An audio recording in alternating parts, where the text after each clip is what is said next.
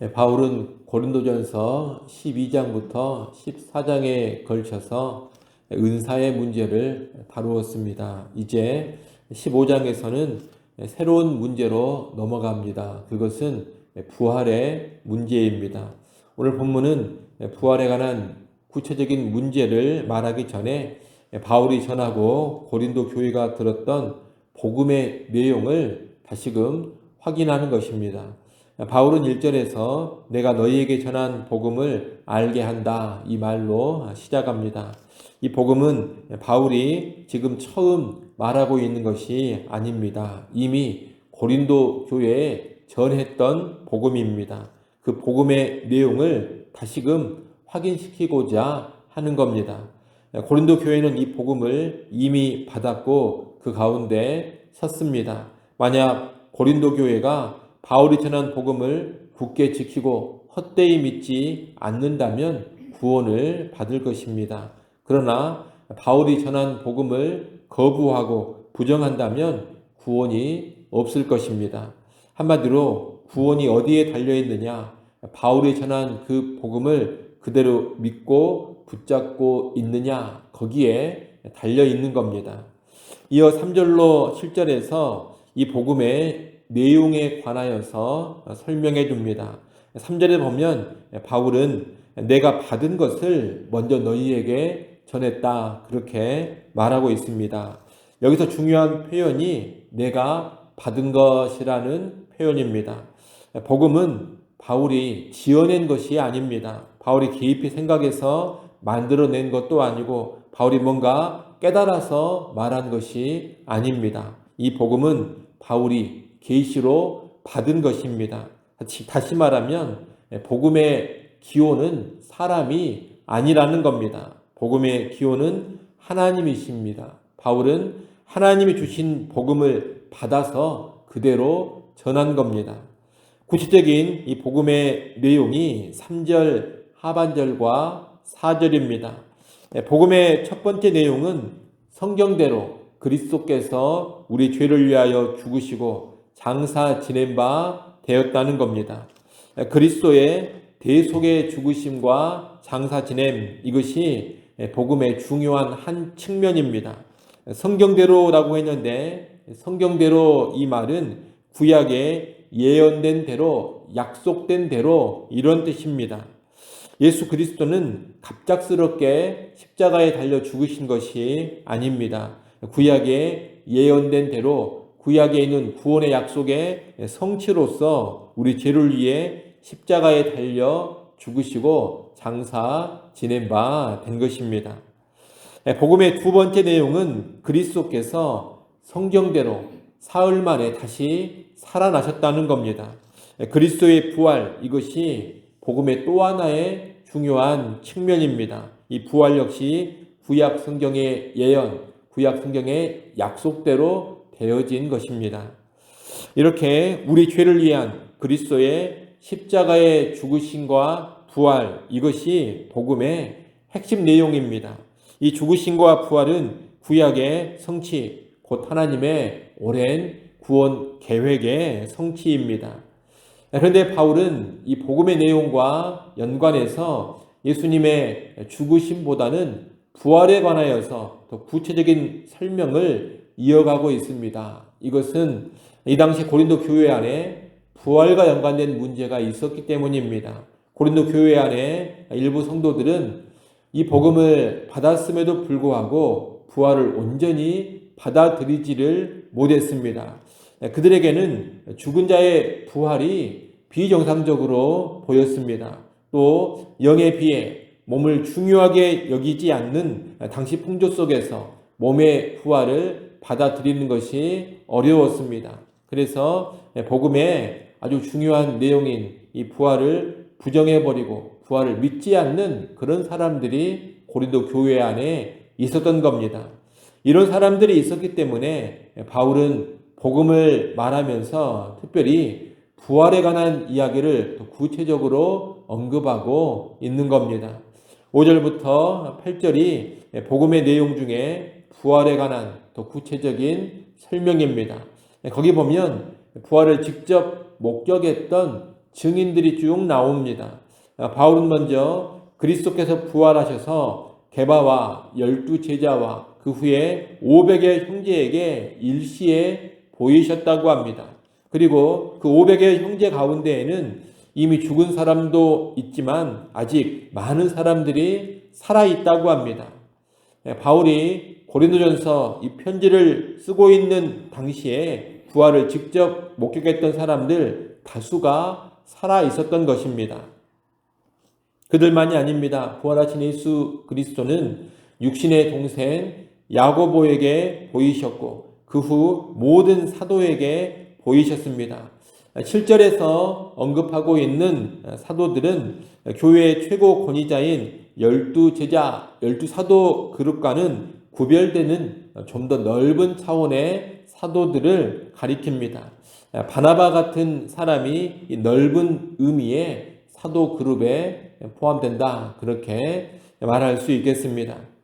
맨 마지막으로 바울은 자기 자신을 부활의 증인으로 언급합니다. 바울은 비록 만삭되지 못하여 난 자 같은 사람이지만 그에게도 주님이 나타나셔서 부활을 알게 하신 겁니다. 바울이 부활과 연관해 이런 증인들을 언급한 것은 부활이 분명한 역사적 사실이라는 것을 보이기 위함입니다. 부활은 지어낸 이야기가 아니고 허황된 이야기도 아닙니다. 부활은 수많은 목격자, 증인들이 있는 역사적으로 실제 일어난 사건인 것입니다. 바울은 마지막으로 9절, 10절에서 부활의 목격자인 자신에 대하여 더 구체적인 이야기를 합니다. 바울은 8절에서 자신이 만삭되지 못하여 난 자와 같다 그렇게 말했습니다.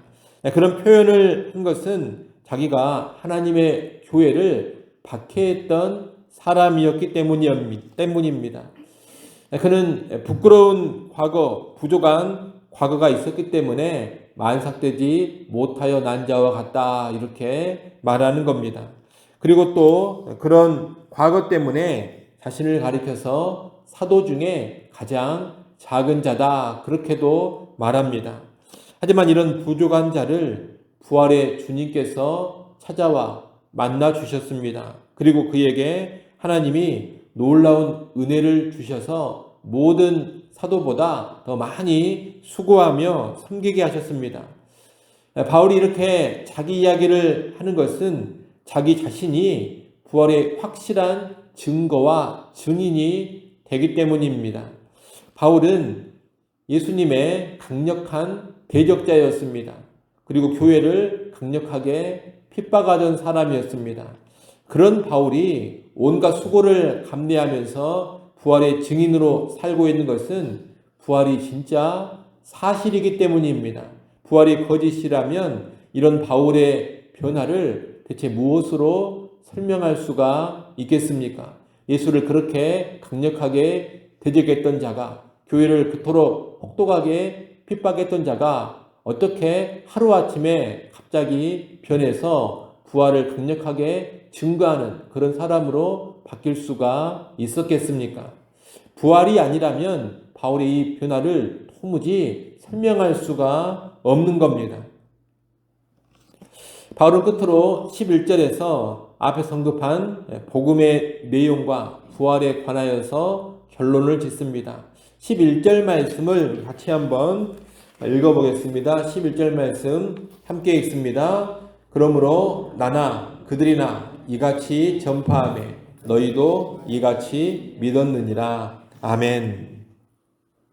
이 말은 바울 자신이나 다른 사도들이나 동일한 복음의 내용을 전파했다는 뜻입니다. 그리고 그 동일한 복음을 고린도 교회가 믿었다는 겁니다. 여러분, 이렇듯 부활의 내용이 담긴 복음은 바울이 지어낸 것도 아니고 바울만 전했던 것도 아닙니다. 부활의 복음은 하나님의 계시이고 또한 분명한 역사적 사실로서 초대교회의 모든 사도들이 동일하게 전했던 것입니다. 그리고 고린도 교회 역시 이 부활의 복음을 듣고 믿었습니다. 그런데 이제 그리스도의 부활을 부정하고 믿지 않는다는 것은 있을 수 없는 일인 것입니다. 만약 교회 안에 그런 사람이 있다면 그 사람은 참된 복음을 거부하고 있는 사람이요, 구원과는 상관이 없는 사람이라고 말할 수가 있습니다. 오늘도 보면 교회 안에 부활을 부정하는 사람들이 의외로 있습니다. 십자가의 죽으심은 인정합니다. 예수님이 십자가에 달려 죽으신 것은 인정하는데 부활은 인정을 하지 않습니다. 부활을 믿지 않는 겁니다. 이 부활이라는 것은 이성적으로 있을 수 없는 일이다, 그렇게 생각을 합니다. 그러면서 부활을 지어낸 이야기라든가 신화로 간주를 해버립니다. 또는 예수님의 가르침, 예수님의 정신이 제자들 안에서 되살아나는 것이, 그것이 부활이다, 이런 식으로 설명을 하기도 합니다. 이들은 다 역사적 부활을 믿지 않습니다. 그리스도께서 정말로 죽음에서 몸으로 다시 살아나신 것을 못 믿습니다. 신학자들 가운데도 이런 사람들이 많이 있고 목사들 가운데도 이런 사람들이 꽤 있습니다. 고린도 교회 안에 있었던 사람들과 동일한 사람들이 지금도 교회 안에 있는 겁니다. 만약 역사적인 부활을 부정하고 부활의 복음을 거부한다면 그것은 바울과 모든 사도들이 전했던 그 복음을 거부하는 것입니다. 복음을 믿는다면서 역사적 부활을 부정하는 사람은 참된 복음을 믿고 있는 것이 아닙니다. 참된 복음을 거부하고 자기 스스로 믿고 싶은 것을 믿는 것이고 스스로 만들어낸 거짓 복음을 믿고 있는 것입니다. 그런 사람에게 구원이 있을 리가 없습니다. 여러분, 부활의 복음을 부정하는 사람은 구원과는 상관없는 사람이라는 것을 알아야 됩니다. 또 부활이라는 단어를 겉으로 쓰고는 있지만 역사적 사건으로서의, 실제 일어난 사건으로서의 부활을 부정하고 다른 의미로 부활이라는 단어를 말하고 있는 자들도 부활의 복음을 실상 부정하는 사람들이라는 것을 알아야 합니다. 그들 역시 부활을 언급하지만 진정한 부활을 믿는 것이 아니기 때문에 구원과는 상관이 없는 사람들입니다. 우리는 이것을 분명히 알고 십자가의 죽음과 더불어 역사적인 부활을 믿는 참된 신앙으로 살아갈 수 있기를 바랍니다. 또 복음을 선포할 때도 바울과 모든 사도들이 전했던 바로 그 복음, 옛적부터 전해져 왔던 바로 그 복음, 십자가의 대속의 죽음과 부활을 핵심으로 삼고 있는 그 복음을 전할 수 있기를 바랍니다. 아무쪼록 우리는 참된 복음을 굳건하게 붙잡고 또 참된 복음을 담대하게 선포하는 주의 교회 될 수 있기를 간절히 바랍니다. 기도합니다. 하나님 아버지, 옛적부터 전해져 왔던 참된 복음은 십자가의 죽으심과 부활의 복음인 것을 우리가 분명히 깨닫게 하여 주시옵소서. 이 죽으심과 부활의 복음을 믿어야지만 구원받음을 알게 하여 주시어서 예수 그리스도의 대속의 죽으심을 믿고 더불어 예수 그리스도의 역사적 부활을 분명히 믿는 성도들이 되게 하여 주시옵소서. 현대교회 안에 부활을 인정하지 않는 그런 자들이 많이 있습니다. 아버지 하나님, 부활을 믿지 않으면 구원과 상관없는 사람인 것을 알게 하셔서 우리는 그런 그릇된 사조에 휘둘리지 않게 하시고 정통적인 복음, 참된 복음 안에 온전히 서게 하여 주시옵소서. 또한 십자가의 대속의 죽음과 부활의 복음, 이 참된 복음을 세상에 담대히 선포케 하여 주옵소서. 아버지 하나님, 또 이 시간 하나님 앞에 나와 기도할 수 있게 해주셔서 감사합니다. 우리의 짐을 대신 져주시는 하나님 앞에 우리의 모든 걱정과 근심과 염려를 다 맡겨버리게 하여 주시옵소서. 이 시간 기도할 때 모든 염려를 내려놓고 오직 감사함으로 구할 것을 아뢰는 시간 되게 하여 주옵소서. 예수님의 이름으로 기도드리옵나이다. 아멘.